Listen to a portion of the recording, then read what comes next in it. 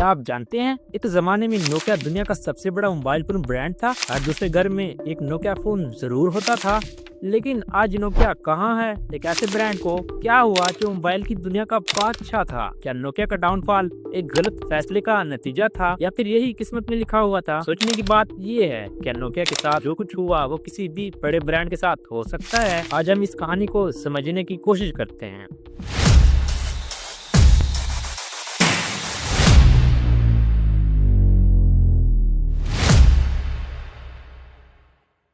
Nokia की शुरुआत एक मोबाइल कंपनी के तौर पर नहीं हुई थी। ये सफर 1865 में एक छोटी सी पेपर मिल से शुरू हुआ था जो फिनलैंड के एक छोटे गांव में थी। मगर आने वाले डिकेड्स में नोकिया ने टेक्नोलॉजी की दुनिया में वो कर दिखाया जो किसी ने सोचा भी नहीं था। 1990s और 2000s के शुरू में नोकिया दुनिया के हर दूसरे मोबाइल यूजर की पहली पसंद थी। लेकिन सवाल ये है कि ऐसी कंपनी जो इनोवेशन का निशान बन चुकी थी वो धीरे धीरे अपनी पहचान और अपनी मार्केट दोनों खोती चली गई। आखिर नोकिया ने कहाँ गलती की जो उन्हें तकरीबन मार्केट से ही मिटा चुकी थी?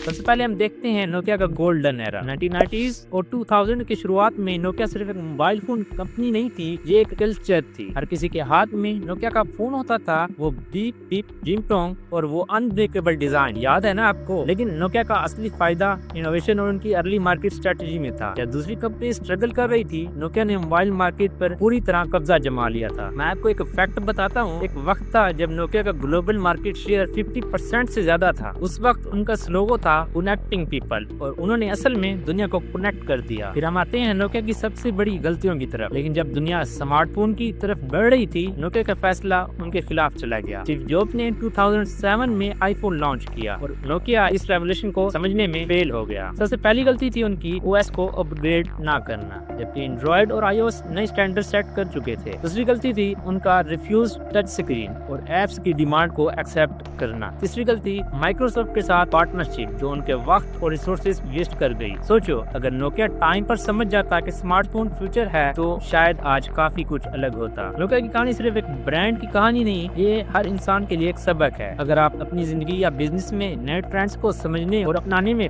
फेल हो जाते हैं तो कितना भी बड़ा नाम हो, आप पीछे रह जाएंगे। स्टीव जॉब्स की एक मशहूर लाइन है, innovation distinguish between a leader and a follower. Nokia अपनी कंफर्ट जोन में इतना बिजी था कि उन्होंने इनोवेशन का वक्त खो दिया। ये हमें ये समझाता है कि नए आइडियाज और नए अप्रोचेस को अपनाना जरूरी है, चाहे कितना भी बड़ा रिस्क क्यों ना हो। आप दुनिया का सबसे अच्छा प्रोडक्ट बना लो, लेकिन अगर आप कस्टमर की जरूरत और प्रेफरेंस को नहीं समझते तो वो आपको रिजेक्ट कर देगा। नोकिया ने कीबोर्ड फोन पर इतना फोकस रखा कि टच स्क्रीन का टाइम आने पर वो रेडी ही नहीं थे। आपके कंपटीटर के पास आपको हराने का एक ही टूल है, better ideas and better execution. Nokia ने एप्पल और एंड्रॉइड के बढ़ते हुए डेंजर को सीरियसली नहीं लिया और वही हुआ जिसका डर था। ये हमें ये सिखाता है कि कभी अपने कंप्यूटर को अंडर एस्टिमेट मत करो, उनसे सीखो और उनसे एक स्टेप आगे रहो। और ये सिर्फ बिजनेस की बात नहीं है, जिंदगी के हर एस्पेक्ट में ये चीजें काम करती हैं। अगर आप नए चैलेंजेस से डर कर पीछे हट गए तो जिंदगी के रेस से निकल जाएंगे। तो क्वेश्चन ये है कि आप अपनी लाइफ में इनोवेशन और अडैप्टेबिलिटी को अपनाते हैं? क्या आप नए आइडियाज के लिए खुद को ओपन रखते हैं? ये नोकिया की कहानी सिर्फ उनका डाउनफॉल नहीं, एक सबक है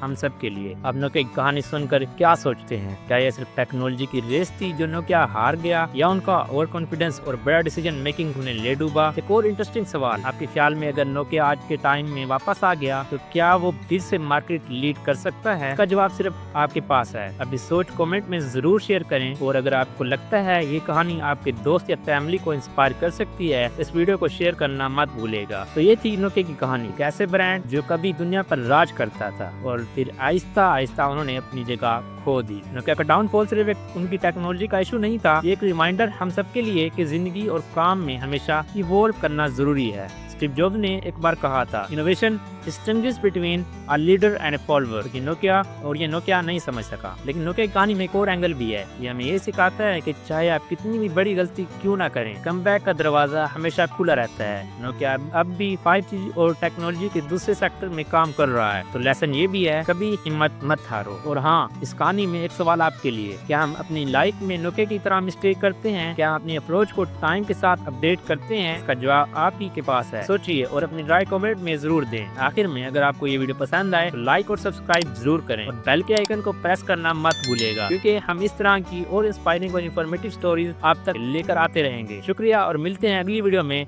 तब तक के लिए खुदा हाफिज।